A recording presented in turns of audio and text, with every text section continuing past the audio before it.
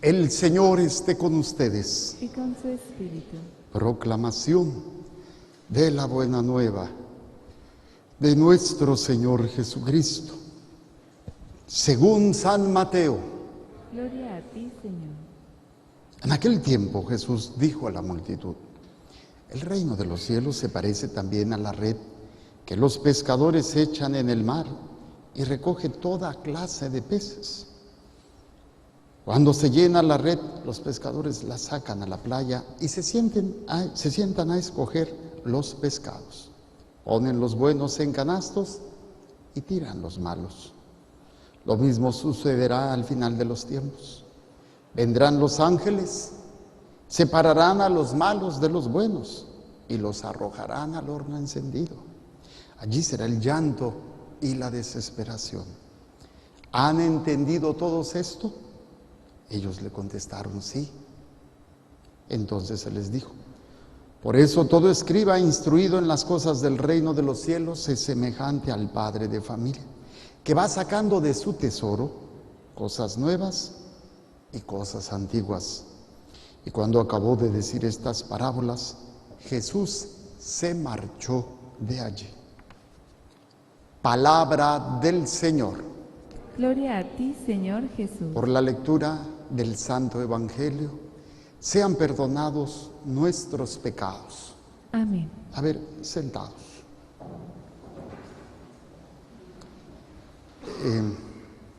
Creo que nos ha tocado ver en algún momento personas que tienen la oportunidad, el privilegio de decidir cómo hacer su casa. A veces las podemos hacer porque me gusta. Sí, es que a mí, yo quiero esto, yo quiero que tenga un arquito, quiero que tenga aquí, que tenga aquí una cascadita. A veces no son funcionales, pero gustan. A veces hay que modificar o se puede hacer casas de acuerdo a las necesidades de la familia. O si hay algún enfermo, si hay alguna persona de la tercera edad, si hay alguna persona con capacidades especiales, pues hay que construir y se tiene que poner pues ciertas indicaciones, ciertos parámetros para construir. De hecho, los edificios públicos necesitan tener ciertos requisitos para que pueda albergar gente, entre ellos salidas, entradas visibles, buenas, extinguidores del fuego, detectores de humo. Si no se tiene todo esto, pues es una trampa. ¿Cuántas veces hemos leído de algunas bares o discotecas o antros, como les llaman, que han sufrido estas circunstancias y mucha gente muere?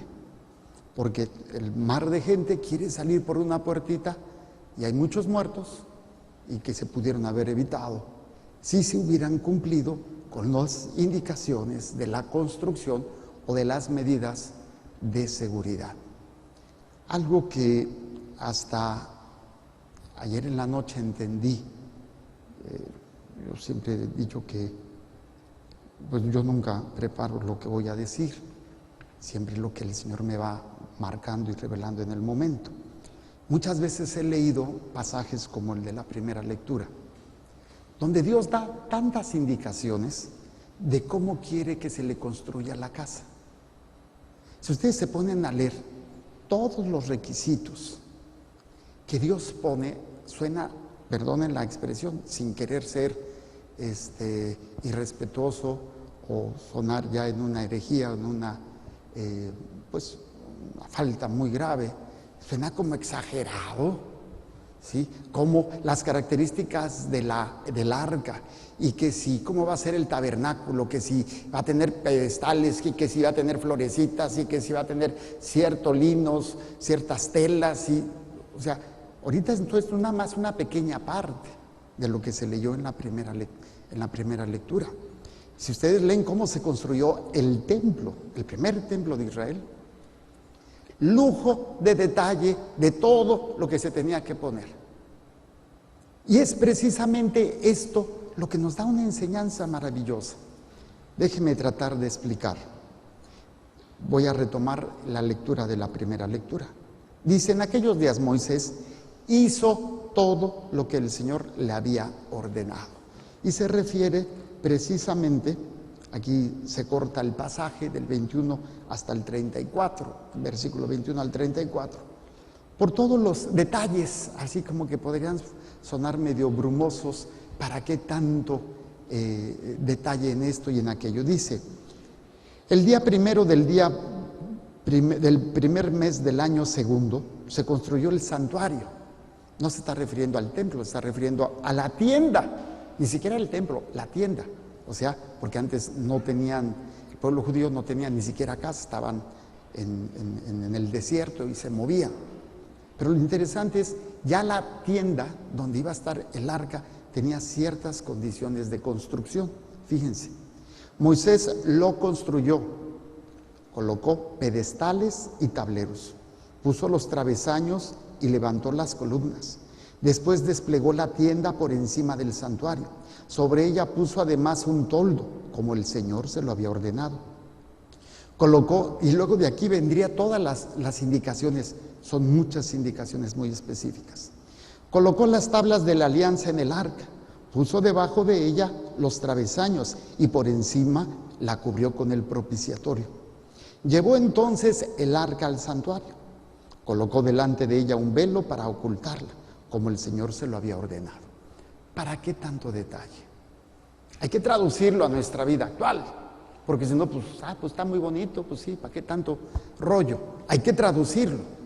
¿Cuál era la idea de hacer tanto? La obediencia.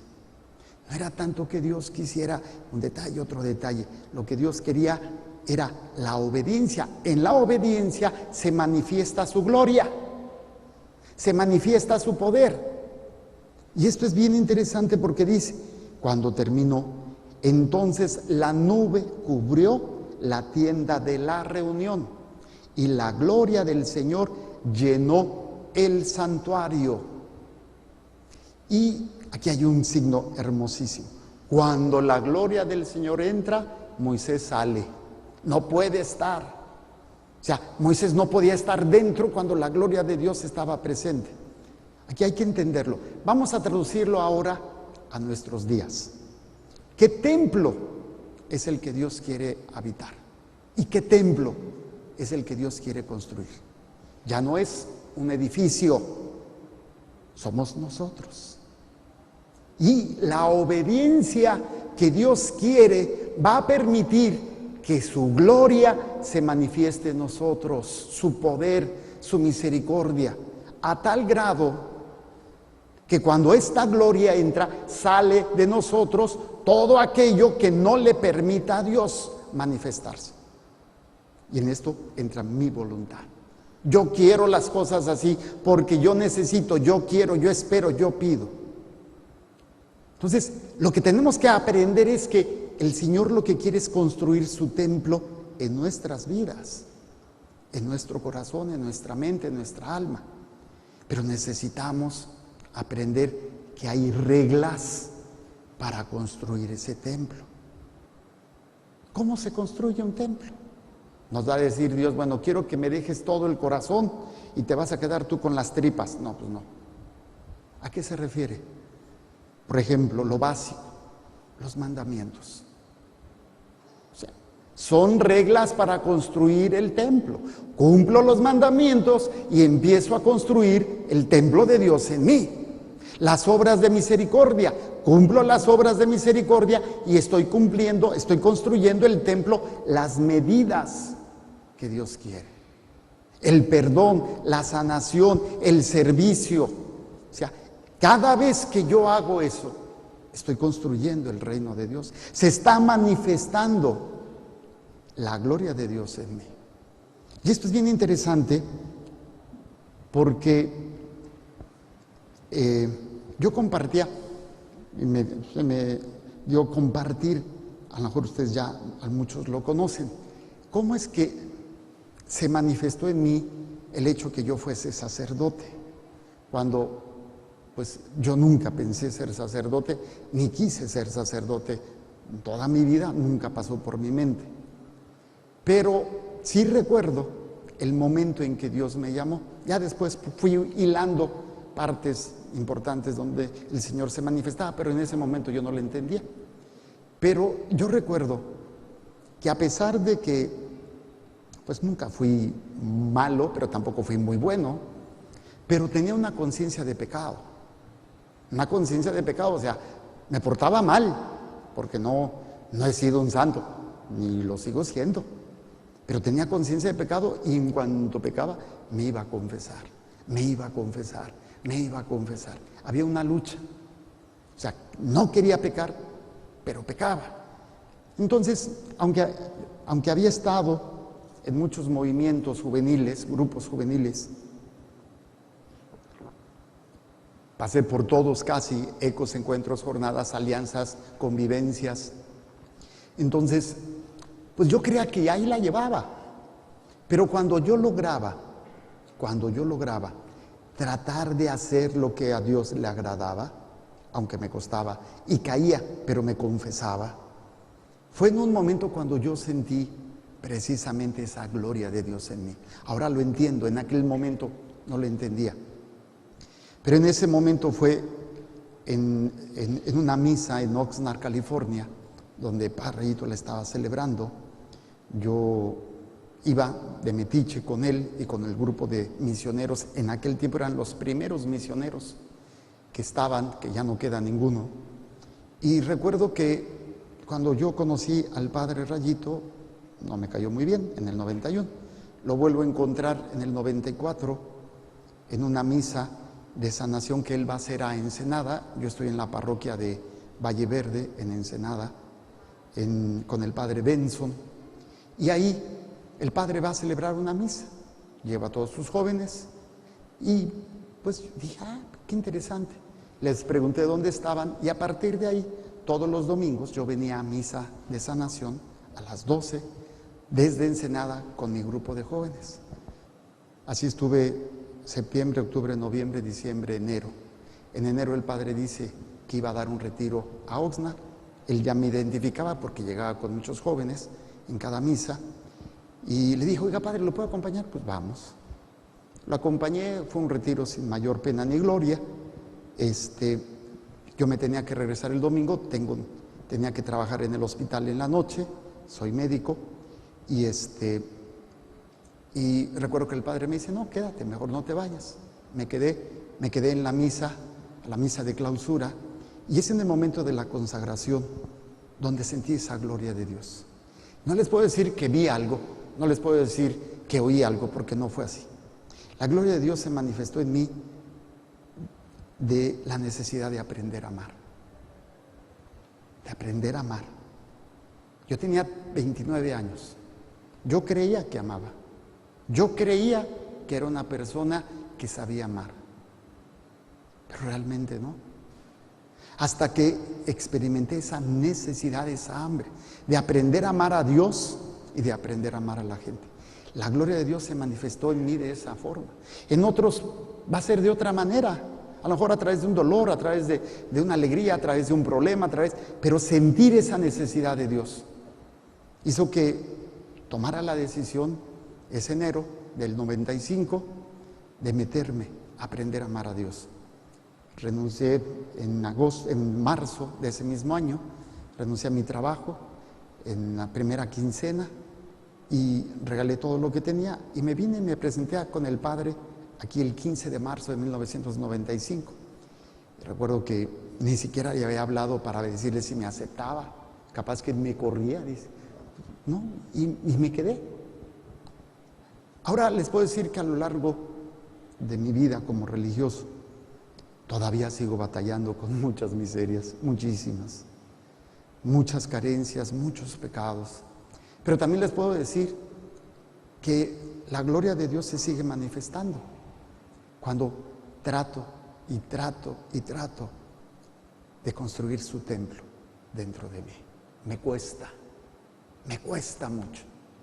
Ando muy cansado toda esta semana. Parrayito se ha ido toda esta semana a darles un retiro a las monjitas. Y la próxima semana se va a ir a otro, y la próxima semana a otro. Y pues al principio así como que, ¡ay, jole! y mi rebeldía natural, ¿no? Mi mula, ser mula. ¿Por qué?